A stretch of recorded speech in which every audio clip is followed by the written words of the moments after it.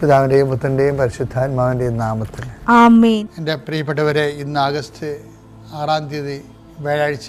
അമ്മേ പരിശുദ്ധ അമ്മേ, അമ്മേ പരിശുദ്ധമേ, ദൈവമാതാവേ, കൃപാസനത്തിലൂടെ ഞങ്ങൾക്കും ഞങ്ങളുടെ ദേശത്തിനും അമ്മ മധ്യസ്ഥം തേടി തന്ന എല്ലാ അനുഗ്രഹങ്ങൾക്കും കൃപകൾക്കും ഞങ്ങളിപ്പോൾ ഹൃദയം നിറഞ്ഞ നന്ദി പറയുന്നു.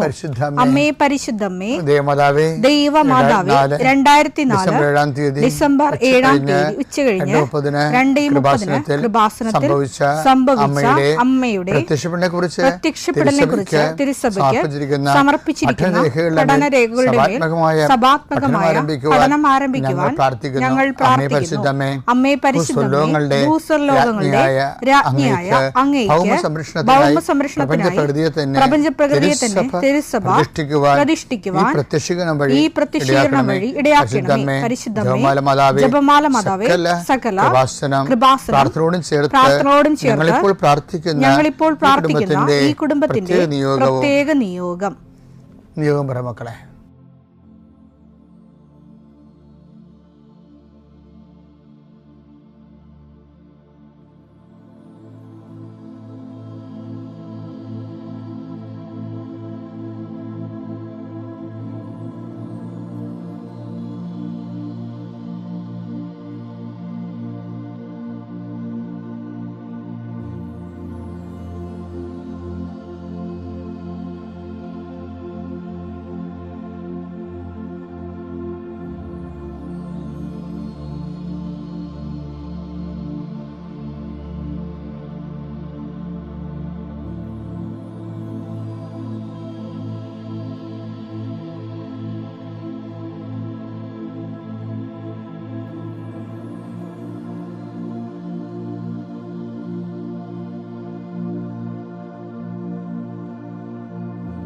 അമ്മയുടെ പ്രത്യക്ഷീകരണത്തിന്റെ ഈ അനുഗ്രഹവേളയിൽ ഞങ്ങൾക്ക് സാധിച്ചു തരുവാൻ കനിയണമേ.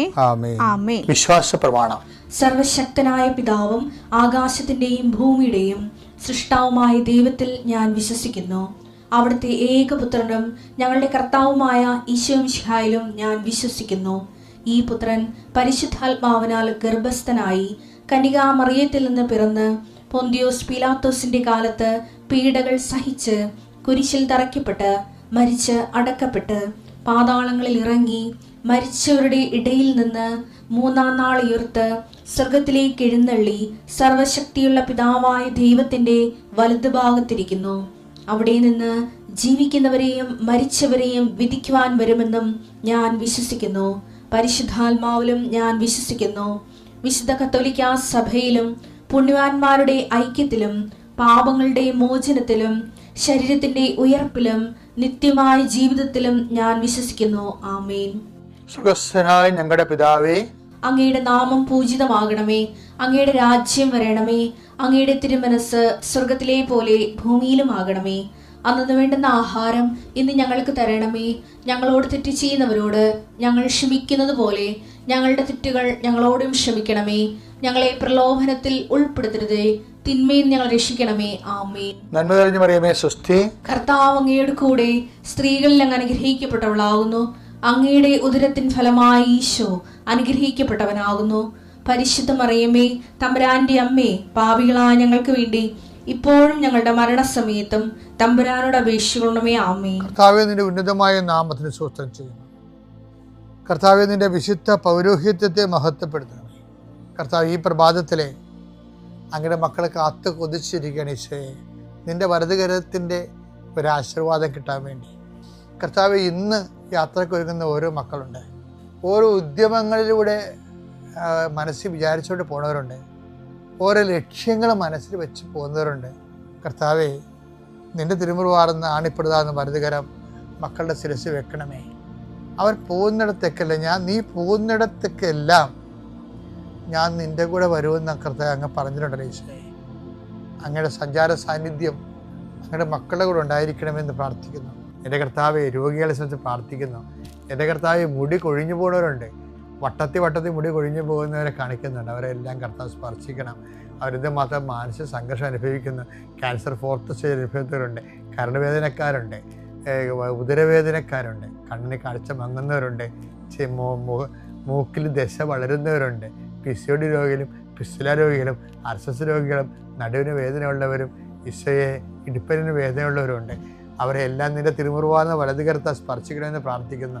സാമ്പത്തിക തകർച്ചയുള്ളവരും ഓരോരോ ഇൻ്റർവ്യൂവിനും ടെസ്റ്റിനും വേണ്ടി പോകുന്നവരും അതിനെക്കുറിച്ച് പേടിയുള്ളവരും ട്രാൻസ്ഫർ കിട്ടിയവരും പോകാതിരിക്കാൻ നിവൃത്തിയില്ലാത്തവരും പോകേണ്ടി വരുന്നവരും അവർക്കും ഒരു കർത്താവ് സെറ്റിൽമെൻറ്റ് കൊടുക്കണമെന്ന് പ്രാർത്ഥിക്കുന്നു. മക്കളില്ലാത്തവർ, വിവാഹം താമസിക്കുന്നവർ, കുടുംബസമാധാനം ഇല്ലാത്തവർ, ഭാര്യാഭർത്താക്കന്മാർ അകന്ന് താമസിക്കുന്നവർ, മക്കൾ ദുർനടപ്പിലായിപ്പോയവർ, തെറ്റായ വഴികളിൽ പെട്ടുപോയവർ എൻ്റെ കർത്താവിൻ്റെ ഉന്നതമായ നാമത്തിൽ സഭയുടെ അധികാരത്തിൽ കുരിശടയാളത്തിൽ ദൈവശക്തിയാൽ ഇന്നത്തെ ദിവസത്തെ കർത്താവ് നിങ്ങളെ അനുഗ്രഹിക്കട്ടെ. എൻ്റെ പ്രിയപ്പെട്ടവർ, ജെറമ്യാ 1:6 എടുത്തേ. അപ്പോൾ ഞാൻ പറഞ്ഞു ദൈവമായ കർത്താവേ ഞാൻ കേവലം ബാലനാണ്. ഞാൻ ആരെനിക്ക് വേണ്ടി പോകുമെന്ന് ചോദിച്ചില്ലേ, ആരെ ഞാൻ അയക്കുമെന്ന് പറഞ്ഞപ്പോൾ അതാണ് ദൈവത്തോട് പറയണത്. എന്നെ അയച്ചിട്ട് കാര്യമില്ല, ഞാനൊരു പാവമാണ്, ഞാനൊരു ബാലനാണ്, സംസാരിക്കാൻ എനിക്ക് പാടവമില്ല, എനിക്ക് സംസാരിക്കാനുള്ള കഴിവൊന്നുമില്ല. കർത്താവ് എന്നോട് അരുളി ചെയ്തു. ലക്ഷ്യം പറയും, കർത്താവിന് അരുളി ചെയ്തു. വെറും ബാലനാണെന്ന് നീ പറയരുത്, നീ ബാലനാണെന്ന് പറയരുത്. ഞാൻ അയക്കുന്നിടത്തേക്ക് നീ പോകണം. ഞാൻ അയക്കുന്നിടത്തേക്ക് നീ പോകണം. ഞാൻ കൽപ്പിക്കുന്നത് എന്തും സംസാരിക്കണം. കൽപ്പിക്കണ എന്തും നീ സംസാരിക്കണം. നീ അവരെ ഭയപ്പെടേണ്ട, നിന്റെ രക്ഷയ്ക്ക് നിന്നോട് കൂടെ ഞാനുണ്ട്. കർത്താവാണിത് പറയുന്നത്. അത് പറഞ്ഞിട്ട് എന്താ ചെയ്തത്? അനന്തരം കർത്താവ് കൈ നീട്ടി എന്റെ അധരത്തിൽ സ്പർശിച്ചു അരുളി ചെയ്തു. ഇതാ എന്റെ വചനങ്ങൾ നിന്റെ നാവിൽ ഞാൻ നിക്ഷേപിച്ചിരിക്കുന്നു. പിഴുതെറിയാനും ഇടിച്ചു തകർക്കാനും നശിപ്പിക്കാനും തകിടം മറിക്കാനും പണിതുയർത്താനും നട്ടുവളർത്താനും വേണ്ടി ഇന്നിതാ ജനതകളുടെയും രാജ്യങ്ങളുടെയും മേൽ നിന്നെ ഞാൻ അവരോധിച്ചിരിക്കുന്നു. എന്തൊരു വർത്തമാനം! ഇതൊക്കെ ഇന്ന് നടക്കണ കാര്യമാണ്. കർത്താവ് വന്ന് നാവിൽ തൊടും. അപ്പം ഈ ഐസയായിൽ നാവിൽ കനൽ കൊണ്ട് തൊടുന്നു, ജെറമ്യായിൽ നാവിൽ കൈ കൊണ്ട് വിരൽ കൊണ്ട് തുടർന്ന്. അപ്പോൾ ഇതിന് എന്താണ് ഐസയായിൽ പറയണത്? നീ അശുദ്ധനെന്ന് നിന്നെ വിളിക്കരുത്, നീ പിഴുത് എറിയാനുള്ളവരാണ്, പണിതുയർത്താനുള്ളവരാണ്. അപ്പോൾ എന്താണ് ഈ നാവിൽ തൊടണമെന്ന് പറഞ്ഞാൽ എന്താണ്? ശരിക്കും പറഞ്ഞാൽ കുടിൽ കൊണ്ടെടുത്ത് കനലുകൾ തൊടുകയാണ്. എന്താ സംഭവം? നാവിൽ തൊടണേ എന്താണ്? ശരിക്കും അത് തന്നെയാണ് ഈശോ പറഞ്ഞത്. എന്താ പറഞ്ഞത്? യോഹന്നാൻ 15:3 ഞാൻ നിങ്ങളോട് പറഞ്ഞ വചനം നിമിത്തം നിങ്ങൾ ശുദ്ധിയുള്ളവരായിരിക്കുന്നു. കനൽ തൊട്ടപ്പോൾ ശുദ്ധി ഉണ്ടായില്ലേ ഐസയാക്ക്? കനലെന്ന് പറഞ്ഞാൽ എന്താണ്? ജെറമ്യാ പറയും അത് വചനമാണ് നിക്ഷേപിക്കണമെന്ന്. ആ വചനം തന്നെയാണ് നമ്മൾ ശുദ്ധീകരിക്കുകയും ശക്തീകരിക്കുകയും ചെയ്യണത്. ഈ ശുദ്ധീകരിക്കുകയും ചെയ്യുന്ന വചനത്തെക്കുറിച്ചാണ് യോഹന്നാൻ 15:3 പറയണത്. ഞാൻ നിന്നോട് പറഞ്ഞ വചനം നിമിത്തം നീ വിശുദ്ധിയുള്ളവനായിരിക്കും. അപ്പോൾ വചനാധിഷ്ഠിതമായി നമ്മുടെ ജീവിതത്തെ നമ്മൾ പുനഃക്രമീകരിച്ച് കഴിയുമ്പോൾ അതിന് നമ്മൾ ഉടമ്പടി സഹായിക്കും. നമ്മൾ ഒരേ സമയം ശക്തിയുള്ളവരും വിശുദ്ധിയുള്ളവരാകും. അപ്പം നമ്മൾ ശക്തിയുള്ളവരും വിശുദ്ധിയുള്ളവരും ആകുന്നതിന് വേണ്ടി ആയിരിക്കണം ഉടമ്പടിയുടെ ലക്ഷ്യം. അതായിരിക്കണം ഉടമ്പടിയുടെ അടിസ്ഥാനപരമായ നിയോഗം. ആ നിയോഗം നമ്മൾ നെഞ്ചിലേറ്റി കഴിയുമ്പോൾ ബാക്കിയുള്ളതെല്ലാം ദൈവം ചേർത്ത് നൽകും. പിതാവിൻ്റെയും പുത്രൻ്റെയും പരിശുദ്ധാത്മാവിൻ്റെ നാമത്തിൽ.